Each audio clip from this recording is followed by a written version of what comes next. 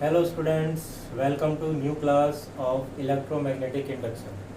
Last class में हमने electromagnetic induction के बारे में पढ़ा था, उसके Faraday's law of electromagnetic induction कहा था, जिसमें हमने कहा था कि when magnetic flux linked to a coil और circuit change then an EMF is induced that is equal to the negative rate of change of magnetic flux. And according to Lenz law हमने इस negative sign को भी signify किया था. Negative sign को हमने क्या कहा था कि the direction of induced current और induced EMF is such that it oppose the change in magnetic flux. जो भी मैग्नेटिक फ्लक्स में जिस तरह से भी चेंज होता है, इंक्रीज होता है, तो इंड्यूस्ड ईएमएफ उसको इंक्रीज होने से अपोज करता है. और अगर मैग्नेटिक फ्लक्स रिड्यूस होता है तो हमारा इंड्यूस्ड करंट या इंड्यूस्ड ईएमएफ की डायरेक्शन ऐसी हो जाती है कि उसको रिड्यूस होने से अपोज करता है. अब हमने कहा कि EMF induce is equal to होता है negative rate of magnetic flux. अब मैग्नेटिक फ्लक्स के रेट ऑफ चेंज से तो हमने निकाल लिया है इंड्यूस्ड ईएमएफ, लेकिन अगर हमें करंट निकालनी हो तो क्या करें, तो उसको निकालते स्टूडेंट आज इंड्यूस्ड करंट एंड चार्ज. हमने निकाला था according to Faraday as induced EMF E is equal to minus D phi upon D T, negative rate of change of magnetic flux. अब हम क्या करते हैं स्टूडेंट, केवल इसका मैग्नीट्यूड ले लेते हैं. E is equal to D phi upon D T, taking only magnitude. और सपोज जिस कॉइल की हम बात कर रहे हैं, जिस सर्किट को हम ले रहे हैं, उस सर्किट का रेजिस्टेंस R हो. If resistance of the coil or circuit is R, then induced current I will be E upon R according to Ohm's law. That means I is equal to क्या बन जाएगा, d phi b upon D T और divided by R. और student फिर हमने कहा था कि if a coil has N number of turns, तो क्या कहेंगे, I is equal to N D phi B R D T. If coil has N number of turns, तो यहाँ हमारा हो गया I equal to D phi B upon R D T. यहाँ से स्टूडेंट हम एक काम और कर लेते हैं. अगर मैं इस डी टी को आई के पास ले जाऊं, I into D T is equal to क्या बन गया, N D phi B upon R. और आई इंटू डी टी क्या बनेगा, इलेक्ट्रिक चार्ज. इलेक्ट्रिक करंट को हमने कैसे डिफाइन किया है, the rate of flow of charge through a conductor is called electric current. I is equal to dq upon dt. That means dq is equal to I into dt. तो ये क्या बन जाएगा बच्चे, हमारा induced charge dq and d phi b upon r. और इसमें हम एक और चेंज कर लेते हैं, dq is equal to ये n क्या है, नंबर ऑफ टर्न्स जो कि कांस्टेंट है, इसको हम डिफरेंशिएशन साइन d के अंदर ले जा सकते हैं. तो d n phi b upon, अब ये जो हमारा एन डी फाई बी है, इसको हम एक और नाम से जानते हैं, phi be magnetic flux linked to a coil means along one turn. तो क्या आ गया, N number of turns, total number of turns in the coil.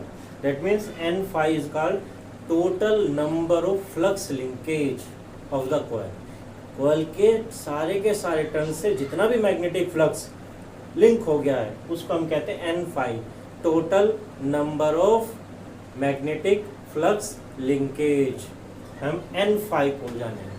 तो ये हो गया हमारा स्टूडेंट इंड्यूस्ड करंट और चार्ज. अब जैसे कि हमें पता है कि करंट किसी एक पर्टिकुलर डायरेक्शन में फ्लो होती है किसी भी सर्किट के अंदर, किसी भी कॉइल के अंदर, तो जब किसी कंडक्टर में, किसी कॉइल में इलेक्ट्रिक करंट इंड्यूस हो जाएगी due to the change in magnetic flux, तो उसकी डायरेक्शन क्या होगी, तो उसकी डायरेक्शन को फाइंड करते हैं हम फ्लेमिंग्स राइट हैंड रूल से.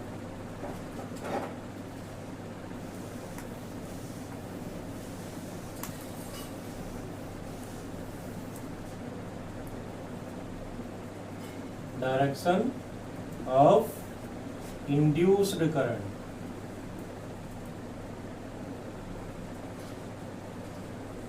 That means Fleming's right hand rule। एक रूल बच्चे हम लेफ्ट हैंड भी पढ़ते हैं, जिसमें हम क्या कहते हैं, force on A current carrying conductor when placed in a magnetic field. ये भी बिल्कुल सिमिलर है, लेकिन इस बार क्या होगा, राइट हैंड रूल होगा। क्या करेंगे, अगर बच्चे आप अपने राइट हैंड के थंब, फर्स्ट फिंगर और सेकंड फिंगर, इन तीनों को इस तरह से ले कि तीनों एक दूसरे के परपेंडिकुलर हो जाए, और इस कंडीशन में अगर आपकी फर्स्ट फिंगर बताए डायरेक्शन ऑफ मैग्नेटिक फील्ड और ये थंब आपका बता रहा है direction of motion of conductor, जिस डायरेक्शन में आपका कंडक्टर मूव करेगा in magnetic field, then second finger means middle finger denotes the direction of induced current, thumb direction of motion of conductor, first finger direction of magnetic field and middle finger mean second finger क्या बताएगी, direction of induced current. हम इसको एक diagram से भी बना लेते हैं। तो स्टूडेंट ये हमारा राइट हैंड रूल, जिसमें हमने थंब, फर्स्ट फिंगर और सेकंड फिंगर इन दोनों एक दूसरे के परपेंडिकुलर रखा है। तो क्या है स्टूडेंट्स, अगर ये हमारी फर्स्ट फिंगर डिनोट करती है डायरेक्शन ऑफ मैग्नेटिक फील्ड,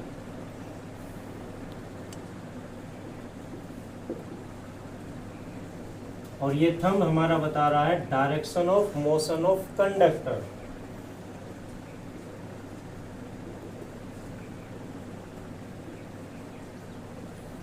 तो हमारी ये second finger means middle finger आपकी बताएगी डायरेक्शन ऑफ इंड्यूस्ड करंट।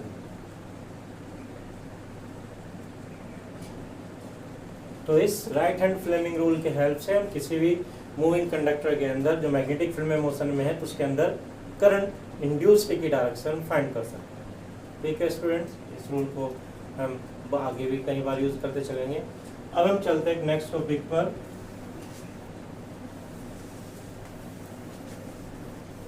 जो हमारा है मोशनल ईएमएफ।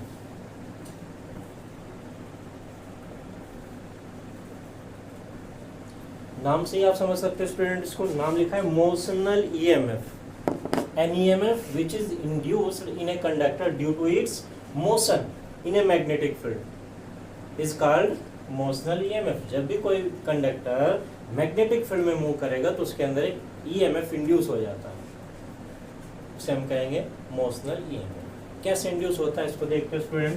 सपोज हमारे पास है एक uniform magnetic field which is directed perpendicularly inward to the plane of board।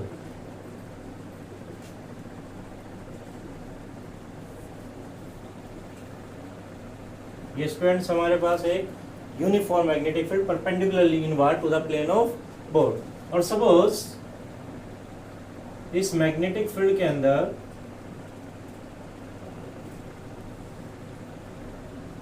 एक conducting rod of length L length का ये कंडक्टर इस फील्ड के अंदर रखा हुआ है।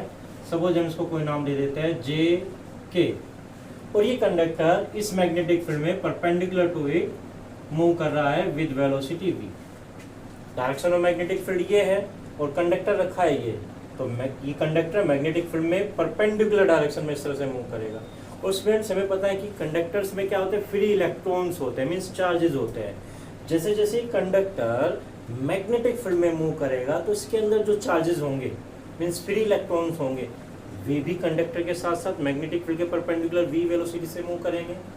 और अकॉर्डिंग टू लॉरेंज, क्या कहा था लॉरेंज ने, when a charged particle moves in a uniform magnetic field then it experience a magnetic force that is q v b sin theta. अगर कोई q चार्ज वाला पार्टिकल मैग्नेटिक फील्ड में move करता है v वेलोसिटी से theta angle पर, तो उसके ऊपर एक फोर्स लगता है equal to q v b sin theta according to Lorentz. तो यहाँ भी बच्चे क्या है, चार्जेस है, नेगेटिव चार्ज की फॉर्म में इलेक्ट्रॉन्स है, और जिन एटम से इलेक्ट्रॉन्स फ्री हो जाते हैं, उन एटम्स के ऊपर क्या बच जाता है, positive charge, means positive ions है, और हमारे पास नेगेटिवली चार्ज इलेक्ट्रॉन्स है। तो क्या होगा स्टूडेंट्स, जिन एटम से इलेक्ट्रॉन निकल जाते हैं उनके ऊपर रह जाता है पॉजिटिव चार्ज। अब according to Fleming's left hand rule, भी कोई चार्ज पार्टिकल मैग्नेटिक फील्ड में मूव करता है तो उसके ऊपर फोर्स की डायरेक्शन हम कैसे निकाल सकते हैं, फ्लेमिंग्स लेफ्ट हैंड रूल से लगाते हैं। Direction of magnetic field perpendicularly inward, direction of motion rightward, तो direction of force acting on a positive charge means upward. तो इस पॉजिटिव चार्ज पर due to motion of conductor in magnetic field एक magnetic force apply हो जाएगा say Fm। अब जो negative charge होगा मींस जो इलेक्ट्रॉन्स होंगे जिनके ऊपर निगेटिव चार्ज है वे क्या करेंगे, रूल यही लगेगा, लेकिन ये जो रूल हमने फ्लेमिंग्स लेफ्ट हैंड बताया है ये काम करेगा किसके लिए, पॉजिटिव चार्ज पार्टिकल्स के लिए या फिर करंट कैरिंग कंडक्टर के लिए, क्योंकि करंट की डायरेक्शन भी क्या होती है, in the direction of flow of positive charge या opposite to the direction of flow of electrons. अब अगर निगेटिव चार्ज पार्टिकल पर आपको फोर्स की डायरेक्शन निकालनी है, रूल यही लगाइए, लेकिन जो भी आपकी फोर्स की डायरेक्शन आएगी उसको 180 डिग्री रिवर्स कर दीजिए। मींस इलेक्ट्रॉन्स के ऊपर जो मैग्नेटिक फोर्स लगेगा वो कहाँ हो जाएगा, डाउनवर्ड टू द टर्मिनल के।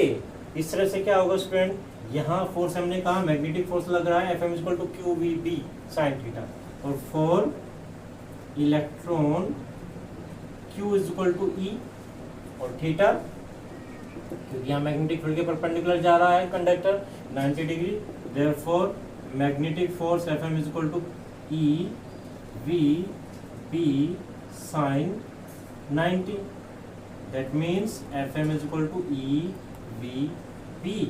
ये फोर्स लगेगा इन चार्जेस के ऊपर, क्योंकि ये जो आयन हमारा बना है इसके ऊपर भी कितना चार्ज है, जितना इलेक्ट्रॉन के ऊपर है। सपोज एक इलेक्ट्रॉन यहाँ से एमिट हुआ है तो इलेक्ट्रॉन के ऊपर इतना ही चार्ज और इस आयन के ऊपर भी इतना ही charge. Due to this force, due to this magnetic force, जो भी हमारे पॉजिटिव चार्जेस है वे टुवर्ड्स द एंड जे चलना स्टार्ट हो जाएंगे, मीन्स यहाँ पर पॉजिटिव चार्ज एक्यूमुलेट होना स्टार्ट हो जाएगा, और नीचे वाले टर्मिनल पर, नीचे वाले एंड पर के पर यहाँ नेगेटिव चार्ज एक्यूमुलेट होना स्टार्ट हो जाएगा।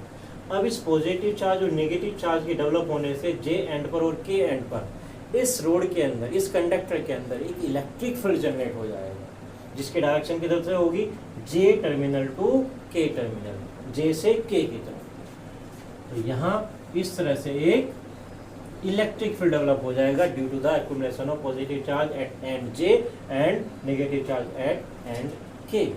अब बच्चे हमें पता है कि जब भी कोई चार्ज पार्टिकल इलेक्ट्रिक फील्ड में होता है तो उसके ऊपर भी कोई एक फोर्स लगता है जिसको हम कहते हैं इलेक्ट्रिक फोर्स। अगर ये कोई क्यू चार्ज वाला पार्टिकल इलेक्ट्रिक फील्ड में होता है तो उसके ऊपर एक फोर्स लगता है, वो हम जानते हैं F = Q × E। और जो पॉजिटिव चार्ज होता है उसके ऊपर फोर्स किधर को लगता है, in the direction of electric field, और नेगेटिव चार्ज में फोर्स किधर लगता है, opposite to the direction of electric field. तो इन चार्जेस पर, इस पॉजिटिव चार्ज पर towards the electric field, means यहाँ अगर हम बात करें opposite to direction of magnetic force, एक इलेक्ट्रिक फोर्स वर्क करने लगेगा Fe। ऐसे ही नेगेटिव चार्जेस पर इसके अपोजिट डायरेक्शन में फोर्स लगेगा, यहाँ पर दिखाए तो इसके ऊपर भी क्या होगा, एक फोर्स Fe काम करना स्टार्ट कर देगा opposite to direction of magnetic field. अब देखिए बच्चे, अगर हम मैग्नेटिक फोर्स की बात करें, E charge of one electron constant है, V velocity of conductor uniform है, कांस्टेंट है, B मैग्नेटिक फील्ड भी कांस्टेंट, मींस इन चार्जेस के ऊपर जो मैग्नेटिक फोर्स लग रहा है F that is constant. Due to this constant magnetic force, positive और negative charges towards the terminal J and terminal K continuously move करते रहेंगे।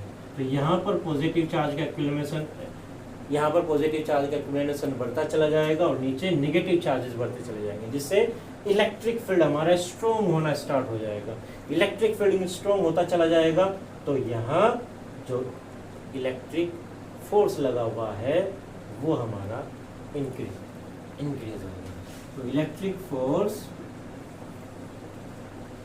Acting on charge particles F = E × capital E charge के लिए हमने लिया क्योंकि electron charge है, और ई इलेक्ट्रिक फील्ड। और बच्चे जैसे जैसे जे और की एंड पर पॉजिटिव और नेगेटिव चार्ज इंक्रीज होता चला जाएगा, इलेक्ट्रिक फील्ड इंक्रीज होगा, इलेक्ट्रिक फोर्स इंक्रीज होगा। एफएम तो कांस्टेंट था आज हमारा, तो एक ऐसी कंडीशन आ जाएगी जब एफएम मींस मैग्नेटिक फोर्स और एफई मींस इलेक्ट्रिक फोर्स दोनों एक दूसरे के इक्वल हो जाएंगे, और डायरेक्शन अपोजिट है। जैसे ये दोनों फोर्सेस इक्वल हो जाएंगे तो चार्जेस की फर्दर मोशन स्टॉप हो जाएगी, means it attain a position of a condition of equilibrium. In equilibrium, F is equal to Fm. That means E is equal to EVB. इसे को कैंसिल आउट कर दीजिए तो क्या बच गया, E is equal to VB। और जैसे कि हमें पता है अगर मैं कहूँ कि इस रोड के ऊपर दोनों टर्मिनल्स पर एक पर पॉजिटिव एक पर नेगेटिव चार्ज है तो यहाँ पर एक पोटेंशियल भी जनरेट हो जाए। और स्टूडेंट्स जैसे कि हमें पता है इलेक्ट्रिक फील्ड और पोटेंशियल डिफरेंस में रिलेशन होता है E is equal to V upon L। तो इसको हम यहाँ पर सब्स्टिट्यूट कर देते हैं, V upon L is equal to VB। That means potential या EMF induced is equal to हो जाएगा VB। ये हमारा बच्चा हो गया motional EMF। V is equal to V capital और ये छोटा v वेलोसिटी के लिए आया हुआ है, V is equal to VBN। ये हो गया हमारा मोशनल EMF। क्या कहा था हमने motional EMF? The EMF induced in a conductor due to its motion in magnetic field is called motional EMF। अब यहाँ पर स्टूडेंट अगर ये कंडक्टर मैग्नेटिक फील्ड के परपेंडिकुलर ना जा रहा हो तब क्या होगा, सपोज ये हमारा मैग्नेटिक फील्ड और ये कंडक्टर इस डायरेक्शन में न जा करके क्या हो रहा है, इससे कुछ स्लैंटेड फॉर्म में जा रहा हो, ये ना जा करके कुछ इस तरह से जा रहा हो मीन्स इस डायरेक्शन में, तो इनके बीच में कुछ एंगल बनेगा। If conductor is moving making an angle theta with the direction of magnetic field then induced EMF motional EMF will be VBL sine theta. कहाँ से आएगा साइन थीटा, इस फॉर्मूले से निकल जाएगा। अब स्टूडेंट हम इसमें एक छोटा सा काम और करते हैं, इसको आगे एक्सटेंड कर देते हैं।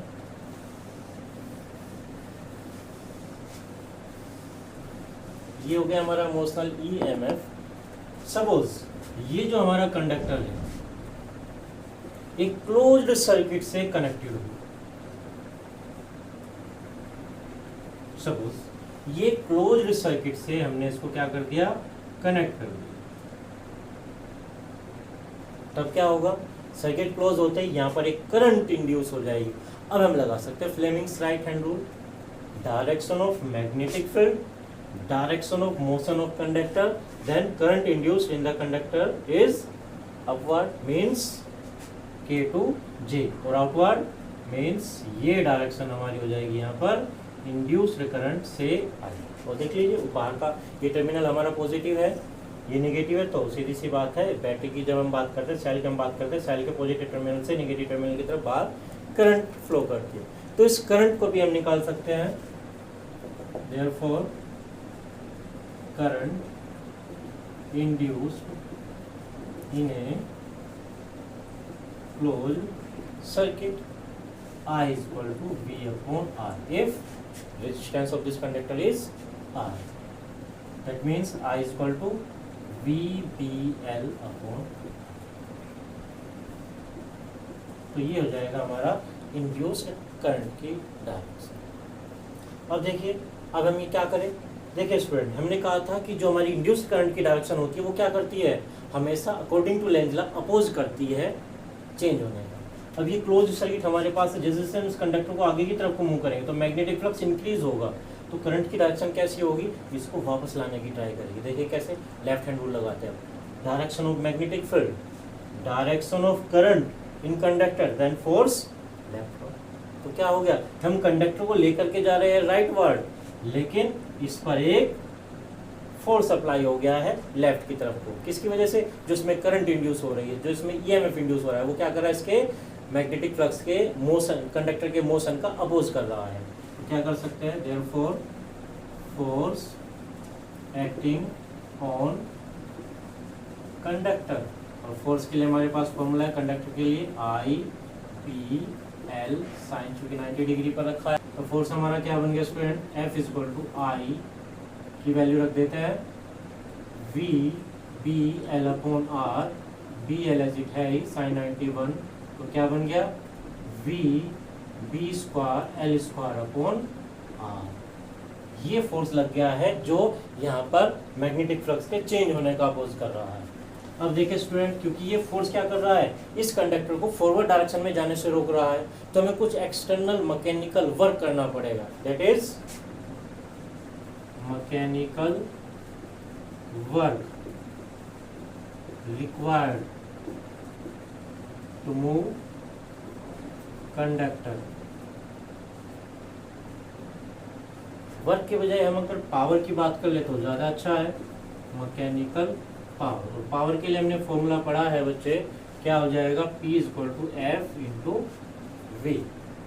फोर्स रख देते हैं V B square L square upon R into V, क्या बन गया V square B square L square upon R. तो ये हो गई हमारी mechanical power needed to move the conductor in this magnetic field. अब एक काम और करते हैं बच्चे, पावर, अब करंट फ्लो हो गई कंडक्टर के अंदर, करंट फ्लो होगी तो हीट भी डिसिपेट होगी, तो वो पावर डिसिपेटेड देख लेते हैं।